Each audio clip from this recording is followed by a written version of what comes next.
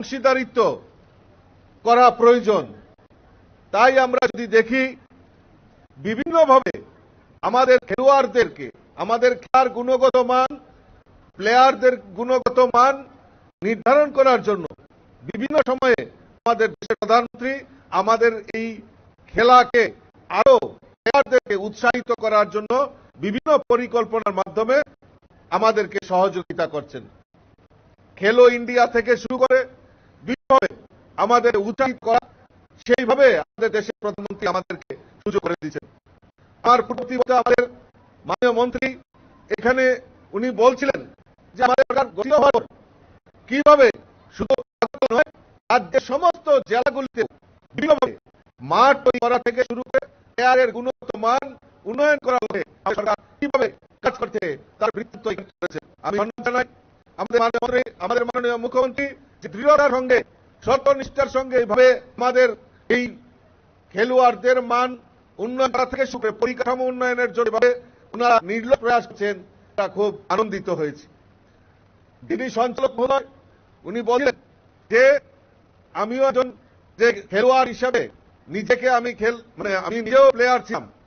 এখন মনে আছে যে হঠাৎ করে ফুটবলে আঁকেছি, তখন স্কুলে তো দিল্লিতে যাওয়া ন্যাশনাল মিট খেলার আমার করেছিল। আমরা একটা টিম ত্রিপুরা রিপ্রেজেন্ট করেছিলাম, কিন্তু আমাদের সেই রকম কোনো পরিকাঠামো ছিল না। নিজেদের সাথে বুট কিনে আমাদের সেই জায়গায় হয়েছে। তো আমার এখনো মনে আছে দিল্লি যাওয়ার পর পাঞ্জাব সঙ্গে খেলা, আর পাঞ্জাব আমাদেরকে 8টা গোল দিয়েছে। তো 8টা গোল খাওয়ার পর পরের দিন যা অর্গানাইজার ওনারা বললেন ঠিক আছে এবার ত্রিপুরা টিম আপনারা বাড়ি ফিরে যান, আপনার হয়ে গেছে। এখন আমরা সাহসিকতার সঙ্গে বলতে পারি ফুটবলই হোক, ক্রিকেটই হোক, জিমনাস্টিক হোক, আমাদের মান এই ত্রিপুরার মান অনেক অনেক জায়গায় জাতীয় স্তরে নয়, আন্তর্জাতিক স্তরে এই ত্রিপুরার নামে আমাদের প্লেয়াররা উজ্জ্বল করেছে। এটা আমাদের কাছে গর্বের বিষয়। আজকে আমরা এত সিনথেটিক মাঠ হয়েছি, পরিকাঠামো উন্নয়ন হয়েছে, ফুটবল মাঠ হয়েছে, হকি মাঠ হয়েছে। আমি আপনাদের কাছে অনুরোধ রাখবো যারা প্লেয়ার আমাদের পরিকাঠামোটাকে আমাদেরকে সঠিক রাখা হবে। সরকার প্রচেষ্টা করে, সরকার তৈরি করে দেয়, কিন্তু তার রক্ষা করার দায়িত্ব আমাদেরকে নিতে হবে। অনেক সময় দেখা যায় যে আমরা এইটাকে দুর্ব্যবহার করি, দিনে দিনে নষ্ট করে ফেলি, আর তখন সরকারকে আমরা গালি দেই। মানে সরকারের সব দায়িত্ব যে এই তৈরি করা থেকে রক্ষণাবেক্ষণ সব করা, কিন্তু অ্যাজ এ প্লেয়ার হিসাবে আমাদের নৈতিক দায়িত্ব আমরা এইগুলিকে রক্ষণাবেক্ষণ করাতে আমাদের দায়িত্ব নিতে হবে।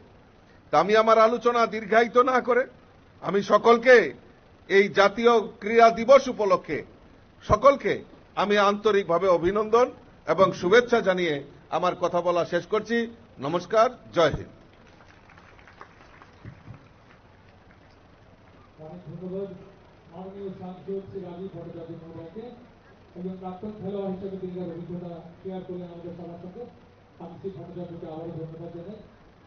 এবারে এতক্ষণ ধরে আমাদের অপেক্ষায় রয়েছি, মঞ্চে রয়েছেন আমাদের শ্রদ্ধেয় মুখ্যমন্ত্রী মহোদয় অধ্যাপক ডক্টর মানিক সাহা। তিনি নিজে একজন জাতীয় স্তরের স্বনামধন্য ক্রীড়াবিদ। আমরা অত্যন্ত আনন্দিত, আমরা গর্বিত আমাদের মুখ্যমন্ত্রী হিসেবে আমরা একটা জাতীয় ক্রীড়াবিদকে পেয়েছি। I humbly request Professor Dr. Manik Saha to raise the speakers and the President for valuable insights.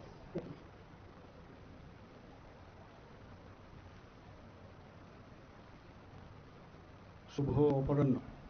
জাতীয় ক্রীড়া দিবস যেমন 2025 যে দর্শকদের স্পোর্ট কমপ্লেক্স বাজারঘাটে এখানে উদযাপন গতকাল উদ্ঘাটন হয়েছে।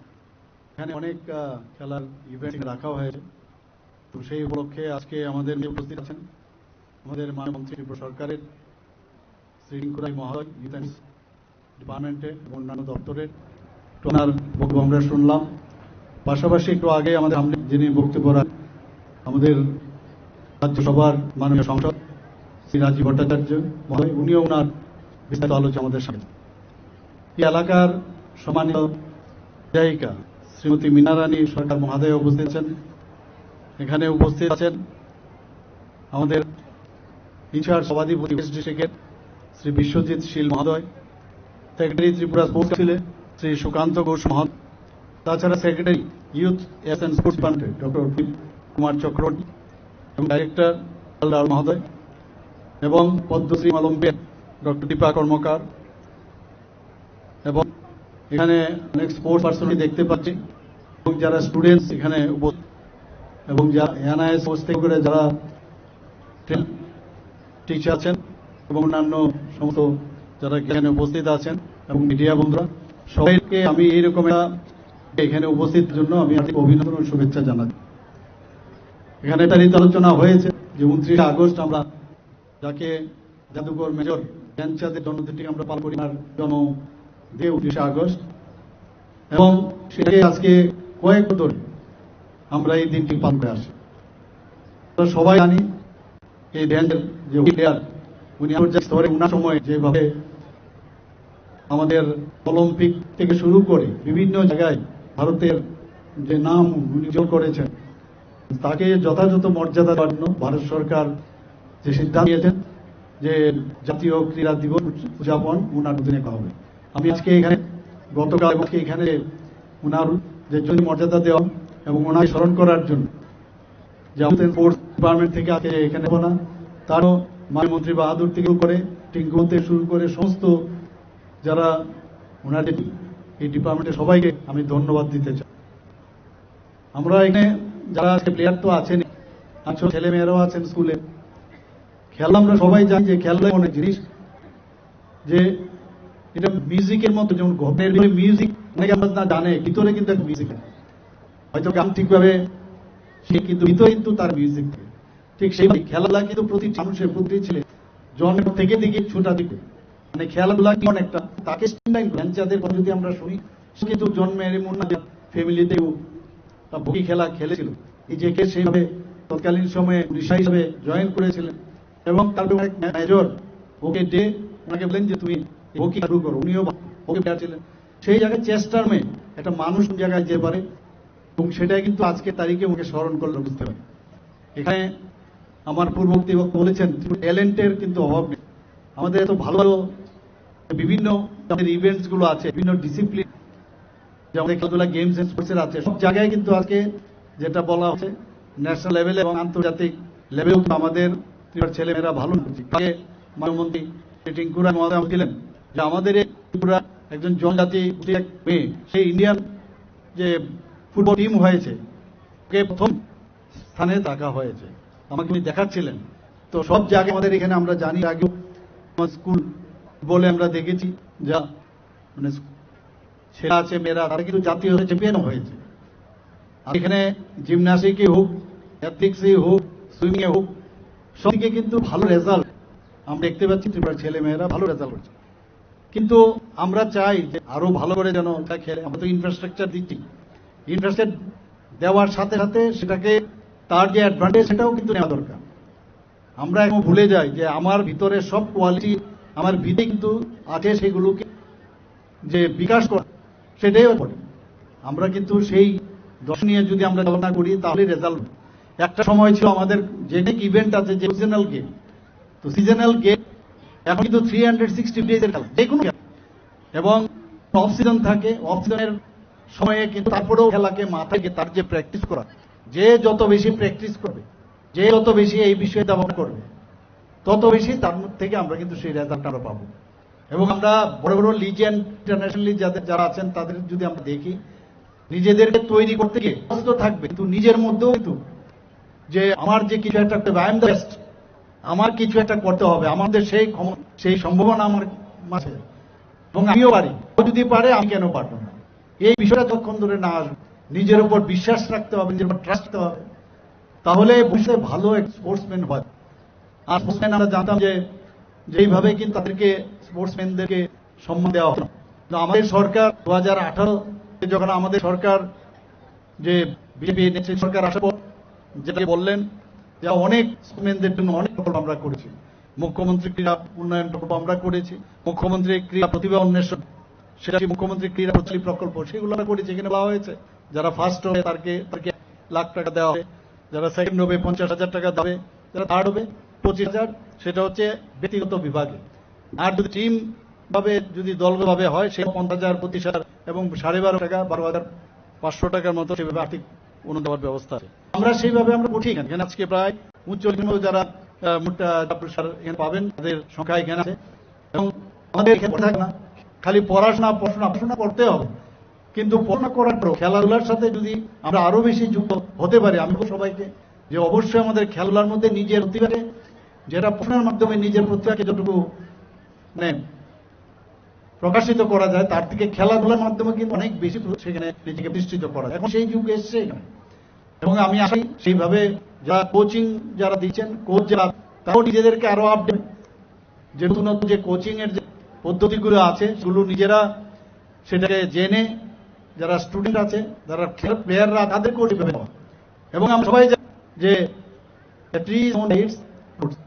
কাজেই তার একটা ভালো প্লেয়ার যদি হয় তাহলে তার যে সম্মান কিন্তু কোচের উপরে যায়। এখানে দীপা কর্মকার আছে, আমরা সবাই জানি, ওনার কোচকে এখনো সবাই দ্রোণাচার্য হিসাবে সবাই জানে, এবং দীপানে একের সাথে একটা ওর দ্রোণাচার্যের যে বিষয় সেটা চলে আসে।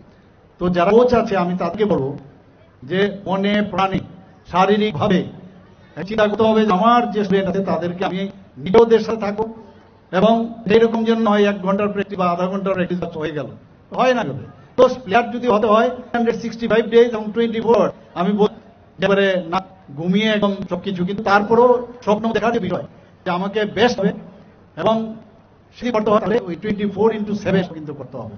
এখন যে সোশ্যাল যুগ, নেট যুগ, অনেক যেটা এমনিতে দেখানো যাবে না, 3 ডাইমেনশনে অনেক কিছু দেখা যায়। যেভাবে আজকে ফর এক্সাম্পল হার্ডেল যদি কেউ দিতে হয়, হার্ডেল দিতে গিয়ে তারা কোচ আমাদের যে প্রথমে পাটা দিতে হবে, এবং যে পাটা যখন আসবে ক্রস করে নিজেকে এমন ভাবে ভাবতে হবে মানসিকভাবে। একটা উদাহরণ, অ্যাজ ইফ ইউ হর্স, একটা ঘোড়া যেভাবে দৌড়ায় সেইভাবে তুমি হার্ডেল পার হচ্ছ। তুমি লং ডিস্টেন্স দৌড়ছো, নিজে ভাবতে হবে যে হোম দৌড়াচ্ছি। এই যে বিষয়গুলো আছে সেগুলো কিন্তু শেখার বিষয়, এবং নিজের হ্যান্ড থেকে আরম্ভ করে নিজের যে ফুট মুভমেন্ট, আমি টোতে দৌড়বো না কিলে দৌড়াবো, এই বিষয়গুলো আমাদের কোচরা বলেন। কারা লং ডিস্টেন্স দৌড়তে পারবে, শর্ট ডিস্টেন্স পায়ের দেখে কিন্তু আগের থেকে বলে দেওয়া হয়। আমি যদি আমি শর্ট ডিস্টেন্স আমি দৌড়বো, হবে না। তার জন্য যে আজকে যে স্টার্টিং সেখান থেকে কিন্তু তৈরি হয়ে যায় তার ফিউচার হবে, এবং তার ফিজিক্যাল যে তার যে টেকনোলজি, তার উপর লোককে সেটন করা হয়। এবং এই টেকনোলজিগুলো আছে, এই বিষয়গুলো কোচরাও দেবে, আমাদের স্টুডেন্টরাও সেভাবে নেওয়া উচিত। আর সবচেয়ে বিষয় হচ্ছে শৃঙ্খলা।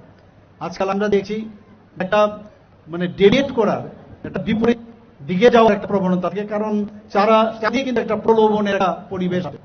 তো এই যে আমার নিজেকে প্রতিষ্ঠিত যে টাইম, সেই টাইমে আমি বিপরীত মুখী যাই, আমি আউটরেক আমি চলি, তাহলে একটা জায়গা পর্যন্ত গিয়ে কোনো একটা চাকরি হলো বা একটা মেডেল পেলাম।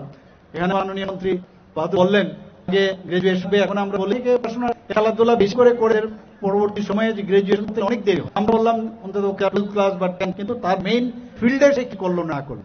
তো ফিল্ডের উপর করে গোল্ড মেডেল পাচ্ছে, সিলভার মেডেল পাচ্ছে, তাদের উপর করে তাদের চাকরি সুবিধা আমাদের করতে হবে। কিন্তু চাকরি খালি করলাম, চাকরি কোনো রকম লাভের কিচ্ছু হবে না। আমার যেটা করতে হবে সেটা আমার ত্রিপুরার নাম, আমার নাম সেটা বাড়তে হবে, আমার নিজের তো নাম বাড়বেই, আমার রাজ্যের বাড়বে, আমার দেশের বাড়বে। আমরা একজনই মাত্র অলিম্পিকে গেছেন ত্রিপুরার, কেন যখন ও রাস্তা দেখেছে, রোড ম্যাপ কিন্তু দেখে দিয়ে দীপা কর্মকার, এবং বিবেকে একটা দেখতে না থাকে কোনো অবস্থায়, যতই প্র্যাকটিস করানো যাতে সেটাকে জবরদস্তি এটা করতেই হবে, মানসিক শারীরিক এবং ফিজিক্যালি বিশেষ করে এমনভাবে আমার প্র্যাকটিস করতে হবে, আমার টেন্ডন, আমার লিগামেন্টস এবং আমার হার্ট এবং একসাথে কোঅর্ডিনেশন ইজ ভেরি ইম্পর্টেন্ট, এবং আই ক্যান ডু ইট। আমার সবকিছু জানি, আমি খালি সেটাকে প্লিজ মেক্স ইট পারফেক্ট।